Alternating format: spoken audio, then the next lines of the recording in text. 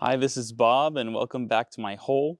So this week we're going to be working on underslab insulation, which is happening today, and then after that we're doing the pour for our slab in our basement, the pour for the garage, and the pour for our stairs coming out of our basement to meet egress requirements. Otherwise, we've got Damien and his crew out here today doing the underslab insulation and vapor barrier so that we can be ready for our inspection tomorrow, and then a concrete pour the day after that.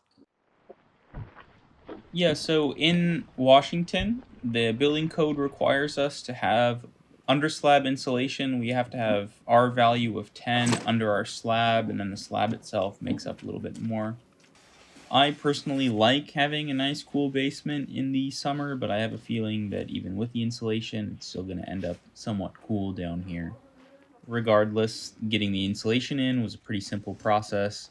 No big deal. I probably could have done this myself, but it was all part of the quote that we got from our concrete contractor, so we let them do it. They have a lot more experience than I do, and I think they did a good job. The black plastic that you see going down underneath the insulation, underneath the foam there, is our vapor barrier. That's to help keep moisture from the ground from rising up underneath our slab. I always thought that this was kind of an interesting way to solve that problem, because when I think about it, I still feel like there's a whole lot of gaps, a whole lot of ways for water to intrude, but allegedly it helps, and I'm not a civil engineer. Who am I to make the assessment on whether or not that this is the right way to do things? But it is part of code here, so we got it done, we got it inspected, and we're able to move on to our pour.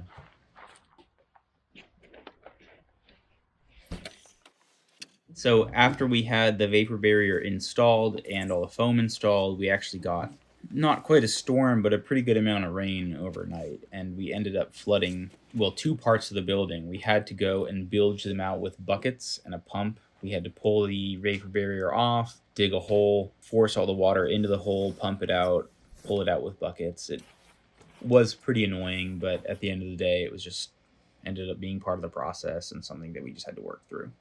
Ideally, look for good weather when you're doing this, but it was not a luxury we had at this point.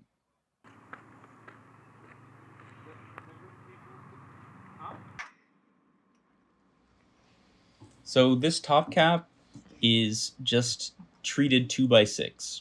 So we take, to make the base to secure Lincoln blocks 2, we add a layer of sill foam, which is just a thin polyfoam layer that goes on top of the concrete, and then we bolt down a treated 2x6 on top of that. On top of there goes another layer of foam, and then Lincoln blocks. But really the point of this is to separate the wood, particularly the wood of the Lincoln blocks, away from sources of moisture. So concrete is generally considered to be wet all the time, or at least when you're thinking about building, you don't put nice wood or finished wood in contact with concrete, because you're supposed to think of concrete as a wet surface.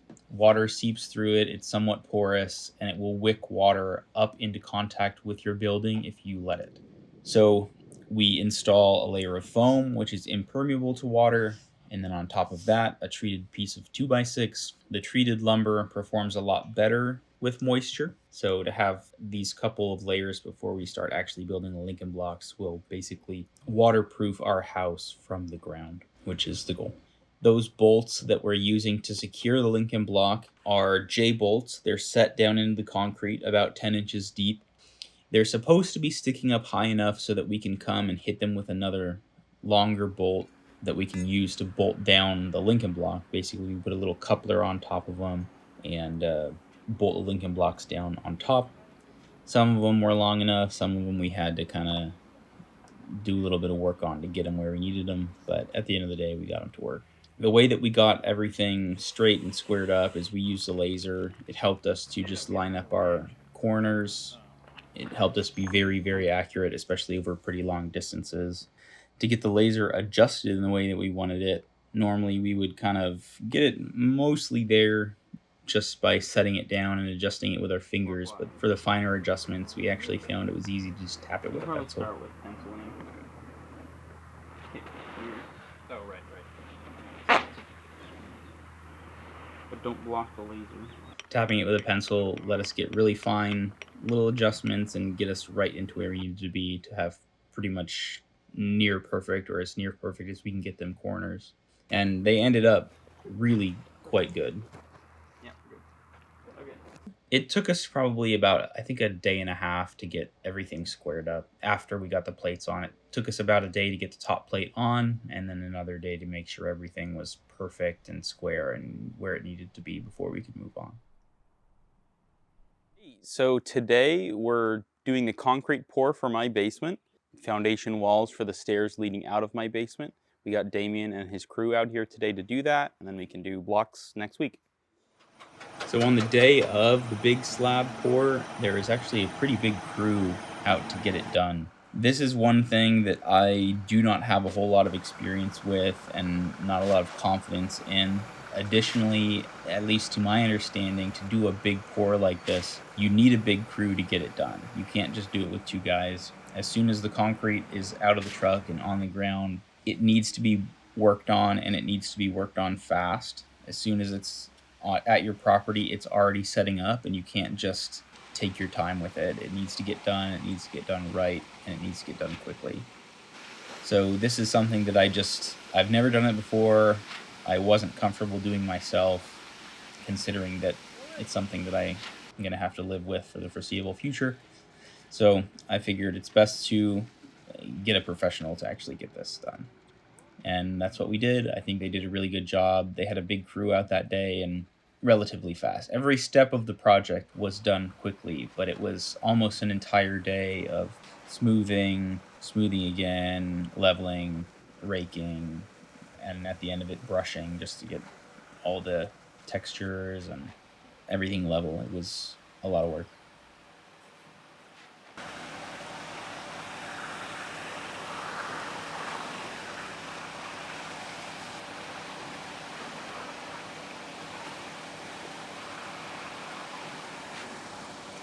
Here we ended up using a few more yards than we initially planned, mostly because there was some water that had to be pushed out of the hole, and as you put concrete on top of the insulation, it pushes water out from underneath. So we ended up with a little bit more volume than we intended, but at the end of the day, it all got done and everything's level and looking nice.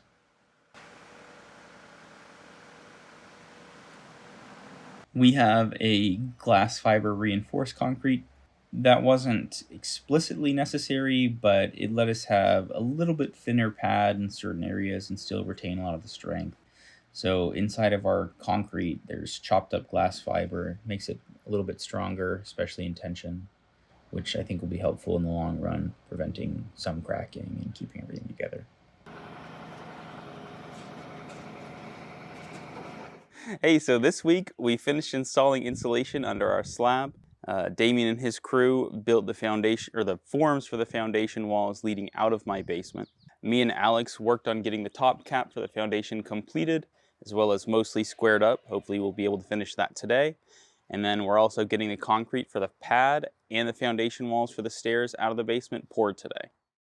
Next week, we're going to be working on, well, maybe there might be some overflow with getting our top caps squared up, but after that, we're on to Lincoln blocks. We're going to be working on getting our first course pretty much perfect, because that sort of sets the tone for the rest of the project.